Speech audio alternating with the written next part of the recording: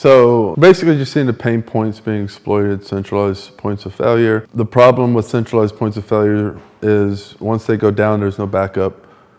We need a whack-a-mole system, which means when one goes down, two pop up. One going down means opportunity for others to join if it's incentive-based. So if there is a chance to rise in incentives, you'll have more people competing. This isn't just happened in theory, this is practice. So what you're gonna have is all these centralized points of failure being taken over. Self-custody without KYC was always a known, been saying that for years. It's not a surprise, it should not be a surprise. That's why we've planned ahead. And the technology we're using is irrelevant. We don't even need to worry about that because we can transact on the base layer. We do not need to worry about centralized layer 2s, although a layer 2 on Hive specifically would be actually decentralized. It's very hard to create a centralized layer 2 on Hive in theory. If you do it correctly, you'd only have to worry about the future, not the past or the present, which is very important, meaning, you can't have funds taken out of your account. Maybe the nodes get captured and you can't move your funds, which sucks, but then a community eventually could rise up and run the nodes, run the open source software and be able to do it themselves. That is with incentives, and the incentive of not being able to move your funds is an incentive in itself. So even the most centralized layer 2s have backup incentive on Hive. In theory, if you were to try to create a centralized layer 2, you'd still have security and you'd have extreme incentive, i.e. can't move funds, community takeover. It's important that the infrastructure is as lightweight as possible. Bitcoin got this correct in theory when it was saying limit the block size. You don't want the nodes to be bloated. That of course goes out the window with mining centralization because there's no parameters on mining, i.e. you can have one mining pool dominate the entire network. You don't need, let's say, 20 mining pools, and you need 2/3 of those mining pools to actually agree. And each mining pool could not share the same hash rate. It would need to come up with its own hash rate. Something of those mines would make it much more decentralized because maybe you're the 19th mining pool and you don't even have, a 10th of the hash rate of the number one, but your say is equally as important. These are parameters that you need to think about. It's hard to think about these things at first. These are things that need to happen in practice, but it's clear that, those parameters won't be added to Bitcoin. So you have to deal with mining centralization. The high fee, they got right to keep the tech stack small. The high fee is what fucked everything. People think that it's okay for the elite. It's okay for a Swift system 2.0. It's okay for a liquidity layer for people who can pay the fees. It's not okay for the masses. And what I mean by the masses, sadly, is the people who can't afford the fees because there's no longer a middle class, or the middle class is eradicated dramatically in the last 5 to 10 years. 5 years especially. I think the trend will continue unless we do something about it. The status quo is obviously not okay. We are moving to a point where we're so desperate and distracted that we're allowing the most tyrannical tools known to man take over. And at no time could a lion push a button and all the other lions couldn't eat deer. And at no point should some man be able to push a button and now billions cannot use their account. The account's frozen. It's no longer their money. It can be taken from them. That it means you're guilty and you have to prove yourself innocent. You're in a situation where they're saying, we don't trust you at all. We think you're a guilty person, so we need absolute power and control. You cannot give away absolute power and control. That's not what governments were for. Governments were working for the people. They're not supposed to own the people. They're not supposed to make it to where, oh my God, the people are powerless. That's not what the government's for. The governments are living off of your tax dollars, our tax dollars. That's how they survive. And if we allow them to have absolute power, it's over. We're moving to a digital age where most people's value, if not all, are going to live on these layers. You'll call a Lightning Network. Eventually, you won't know Lightning Network. You'll know Chase Bank. You'll know Stripe. You'll know PayPal. You know these apps, and these apps will use the Lightning Network. And it'll be instant, and it'll be free, but it'll be more tyrannical than ever because you won't realize how far-reaching this technology can be. And they haven't really made their move. I think Canada was sort of the foreshadowing. I don't think they want to play their hand too quickly. or i.e., let's take everybody's fucking money who doesn't vote for the people with red hair, for example. We are going to see it when this place reaches most of the world. That's when it's going to be a problem. Some news has come out recently. The SEC is doing stuff against Metamask. Samurai Wallet was arrested. What are your thoughts around how they're twisting the law to go after these companies? I mean, it's all about KYC at the end of the day. So regardless if the infrastructure can be taken over, it will be taken over. If you're reliant on, let's say, Ethereum, Infura is a big provider. Most of the validators are VC funded in what we'll just call overly centralized countries. I think Metamask, I think Ethereum being labeled security, and I think these are all irrelevant. I think that this is sort of smoke and mirrors to distract you from the fact that they want to KYC all your wallets. So I don't really care what the rich people want to trade security. Oh, is it a security? Is it a commodity? Or is it none of the above? What is it? Is it a company? Is it a stock we should trade? I give two rats' asses about what those people think and want. It's about these people saying, if you don't register your fucking wallet, your wallet is fucking illegal and you're a criminal. That's what they're saying. That's what's going to happen. They're going to say, look, all centralized infrastructure providers, attention. And it's going to happen overnight. They don't they give you little foreshadowings and then they just fucking do it. They just do it. They don't ask for permission. They just do it. So they're going to come. They're going to say, hey, knock, knock.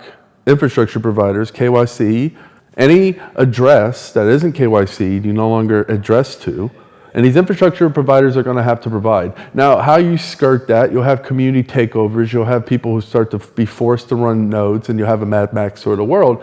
And yeah, sure, forks happen with community majority consensus when things are on fire. So maybe it takes a point where all the infrastructure is confiscated, forcing KYC, and the community's like, hey, community takeover. I definitely see a lot of that happening, but at the end of the day, they're coming after the wallets. If you have high fees on the base layer, most people are going to have non-custodial wallets. So again, it's more of a law for the poor people, as in practice, it's very difficult to deal with non-custodial wallets on the base layer, the freedom layer, if you will. We'll talk in Bitcoin, or any censorship-resistant base layer. Most won't have that luxury, so they'll be reliant on centralized infrastructure. They're going to say, hey, centralized infrastructure, give us your KYC. If you don't do that, you're breaking the law, and that's why you're seeing companies say, hey, we're stepping out of the US, and the ones that don't are going to get attacked. In the US, if you're running anything, you're going to have to leave. It's that simple, or you'll be breaking the law. If you can use the base layer, it really doesn't apply to you. We've seen them do this with torrents. It's a bluff. If they can't push a button and control you, they've gotten very lazy. That's one thing that's actually kind of in our... They've gotten so fat, and that's how I know we're sort of at the end and sort of hitting the capitulation period of weak times, is how lazy and lethargic they've gotten. They're basically, if they can't push a button and control you, then it's like, all right, let them free. So for the people using the base layer, it's not practical unless you're just dumb and slip up. For a custodial layer, it's going to be easy. They just push a button. They're just going to say, hey, KYC, or go to jail. So you're either going to live in a country and say, well, I can't leave. And if you don't KYC your wallet, you'll be considered a criminal. Will you be caught? It depends what you're using. Like if you're using non-custodial, you're either running your own infrastructure. In that case, you could probably afford to use the base layer anyway. So you just hold your own Bitcoin keys and not say anything about it. Or on Hive, you don't really have that problem. Hive's going to be a fucking menace. It's going to be impossible to stop. That's the thing about Hive. It just spreads and spreads. It's very unstoppable. It has a correct whack-a-mole system. And the witnesses, if a witness goes down in the United States, 2 pop up in Nigeria, 2 pop up in Cuba. You know why? Because the top elected and the top backups are heavily incentivized, especially when the price rises and the underlying asset becomes more valuable. They're heavily incentivized. So that means if people drop out of the top and are no longer in competition, there's less competition to get into the top. Therefore, more people join. It's more profitable to join. It is a self-fulfilling system. It is zero fee. It is base layer usable by all. Every hiver self-custodies. Everyone uses their own wallet because it's the easiest thing to do, because using a custodial wallet would actually be slower and more terrible because there's zero things they could offer. They can't offer you cheaper fees. They can't offer you anything that the base layer can't already offer you in all of these front ends and apps we already have that don't rely on a business model in terms of fees of a base layer. They don't have to custody your funds. That's unstoppable. That spreads as quickly as the Lightning Network. So you have a race between, we'll just call it centralized layer 2 custodial, and then the non-custodial, where the non-custodial is better in every single way than the custodial, except in terms of where you are, because there'll be areas where the Lightning Network or the custodial is accepted everywhere and yours isn't. The great thing about Lightning Network is there is a way to get from one world to the next. You can hop from a Lightning Network wallet to any Lightning Network wallet. You don't have to ask for permission for that. They could come after the Lightning Network infrastructure, people who are doing that. That's when you need your own whack-a-mole system. You need to develop incentives. This is sort of a DAO funding or a community funded out of necessity situation, but you definitely need people willing to run a Lightning Network node, participate, multi-sig that Lightning Network node, get community funds, get Bitcoin on that node before the fees skyrocket.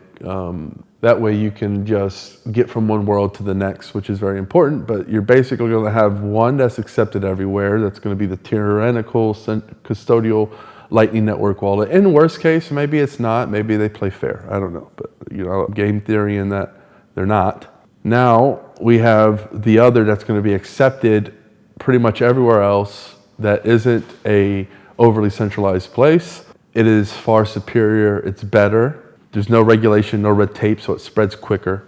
People can earn it. There's going to be a UBI versus earn. Not all people want UBI.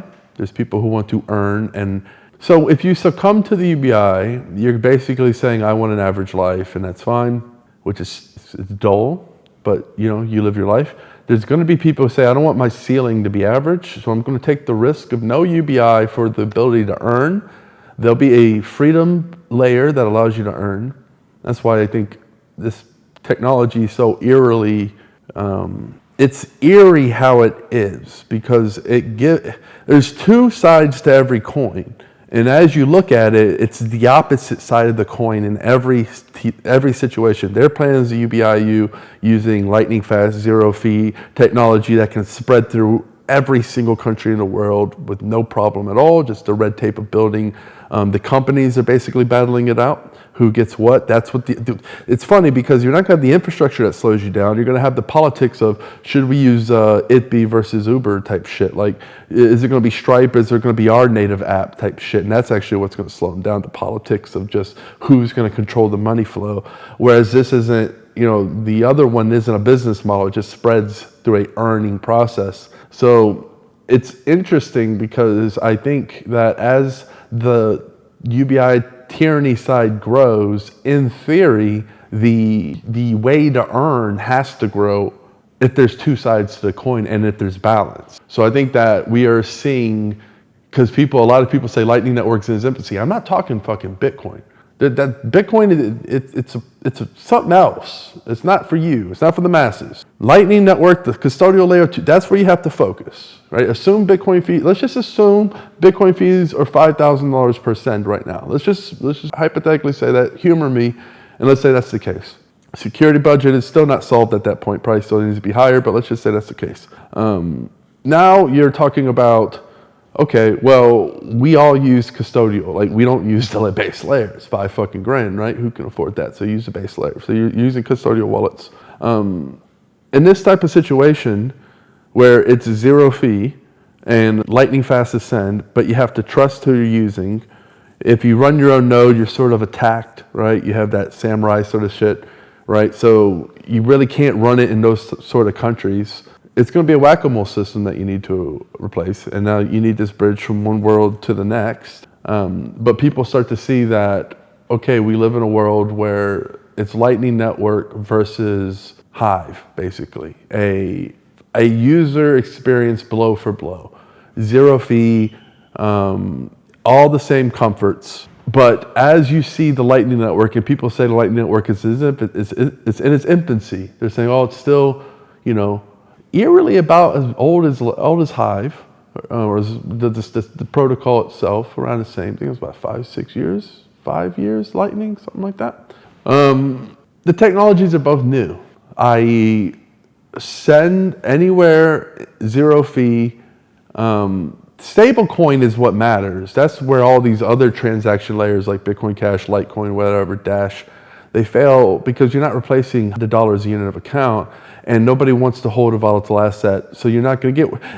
The whole point of zero fee is to reach the masses. And if the masses don't want to hold a volatile asset, then you failed. That's why I always say you have to plan for victory. A lot of people don't do that. A lot of people actually don't plan for victory. They don't plan for what happens when they win.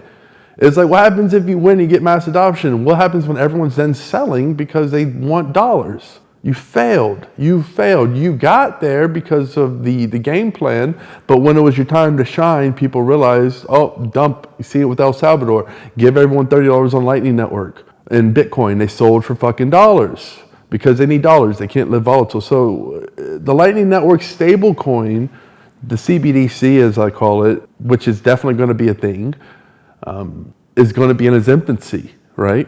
And so we've got this head start of the UBI Lightning Network dollar, and I guarantee you in the next few years, you're going to start to see Lightning Network in Africa, Lightning Network here, Lightning Network there, spreading everywhere, right?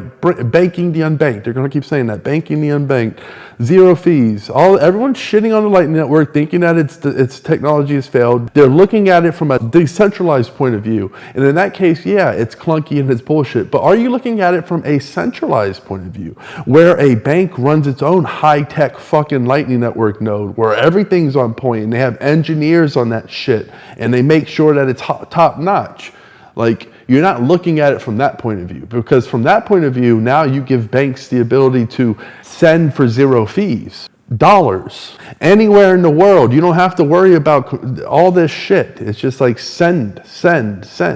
Don't need permission. You can be on a Sunday, right? It eliminates the old archaic system. That's what you're competing against. And as that grows, in theory, right, if there's such thing as centralization, there's such thing as decentralization, they'd have to grow at a similar rate. You're going to start to see Hive, or the theory of Hive applied to a different protocol that's not yet existent. So I would say Hive right now is the best shot you got. So you have Lightning versus Hive, and I would say HBD, to be more specific, as the competition here. And as they grow and as they spread, it's going to be about one, UBI versus dignity, being able to earn. And I think there's just as many people out there that rather earn than UBI, or maybe the people who do want to earn are like 10 times, are like worth like 10 people. Like they're like, they're mentally stronger than, your average 10 UBIers who are welcoming that shit. So it balances off, because there has to be some kind of balance. There has to be two sides of the coin. So I think as the centralization grows, the decentralization will grow alongside it. And the tools are here every day. People are picking them up.